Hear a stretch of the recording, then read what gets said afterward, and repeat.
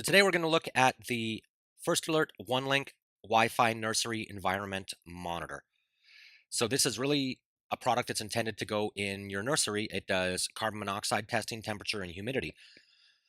So what's interesting about this is it's got a little tiny light on here, which actually gives you a visual indication without having to check your phone, without having to check your iPad or whatever, to be able to actually tell what's going on. You can see white is okay. You've got yellow, blue, red for different conditions that you're going to see in your environment.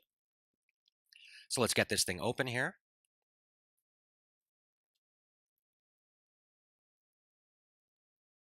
There we go. Having a little bit of trouble getting this out of the box, so it's well packed in here. So there we are, the plug, which actually has the HomeKit logo directly on the plug, which is kind of nice. You can see here, this is not a USB, micro USB, so this is not necessarily a proprietary plug, but something that's specific for this device. And obviously you don't want to lose the plug because there's your HomeKit code.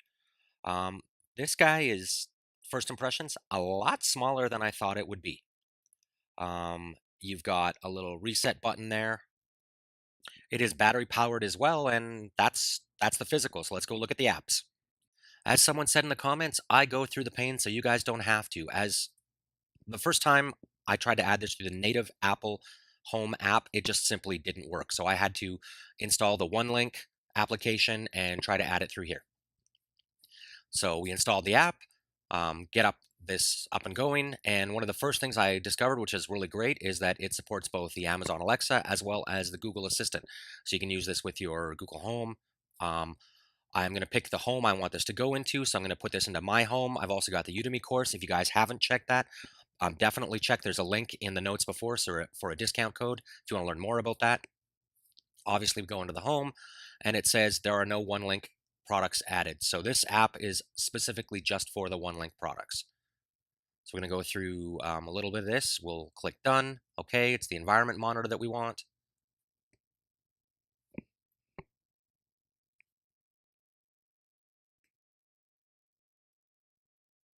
Before continuing, okay, your device's Wi-Fi is enabled. Awesome. So I want the environment monitor, and these are the things I need. Environment monitor, my adapter plug, and the Wi-Fi. Okay, so I'm going to go in, plug the device into the outlet, open up the top of it, and pull the tab. So this is a battery operated, like I said.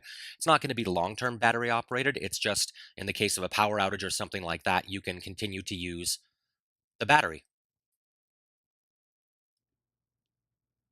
So now we're going to use the HomeKit code. So I took a picture of this so I don't have to try to get underneath where this thing's plugged in.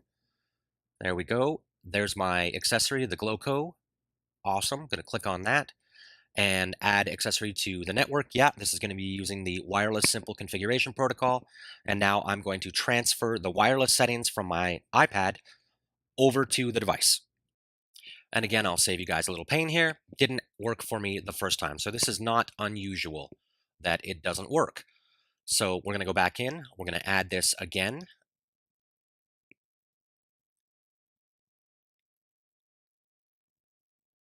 See if we can get this to detect again here.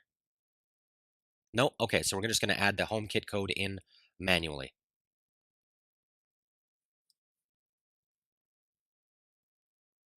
There we go. Oh, missing a couple digits. Select the accessory to add it to my wireless network, and we'll try this again. So the one thing that I've seen that is consistent among the Wi-Fi enabled HomeKit devices is that it typically adds on the second try. Occasionally the first, usually the second. So we've got a CO detector here, and we'll choose what room we want to put this in. So we're just going to click on the default room there to get a list of the rooms, and we're going to try to put this in the living room. Wow, this one's actually in alphabetical order. That's nice. So living room. It's not always in alphabetical order, just worth mentioning that. So sometimes you have to look around for these things. So we're going to click on the next button now, and we're going to see what else. We got a humidity sensor in here. So that's kind of typical. We'll include this in the favorites. And we've also got a temperature sensor, and we'll also include that in the favorites. Obviously, I don't have to put these in the room because this is one physical unit, and it's smart enough to understand that I'm going to put these all in the same room.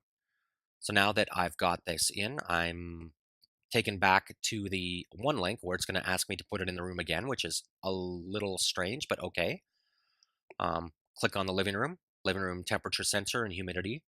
Awesome. So these are for our Siri commands.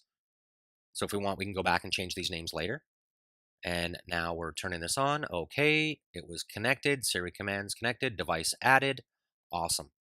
So now we've got the living room in here. We've got the device. And you can see currently it's 21 degrees Celsius. We've got a CO level of 9 parts per million, 55% humidity.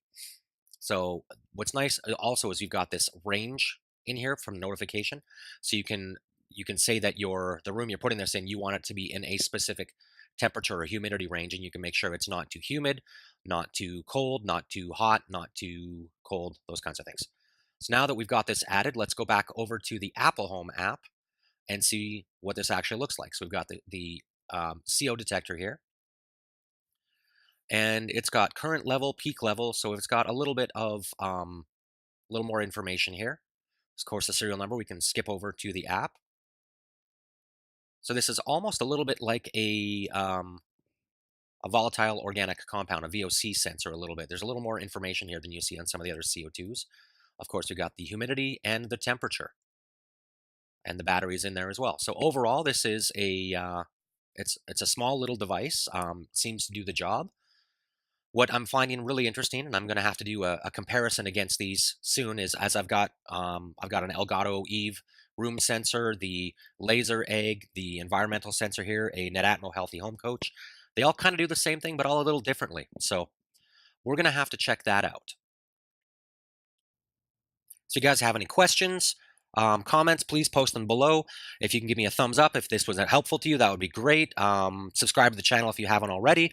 And of course, if you guys want to learn more about making your home just a little bit smarter with Apple HomeKit, please check out my Udemy course. Coupon is in the notes below. Thanks.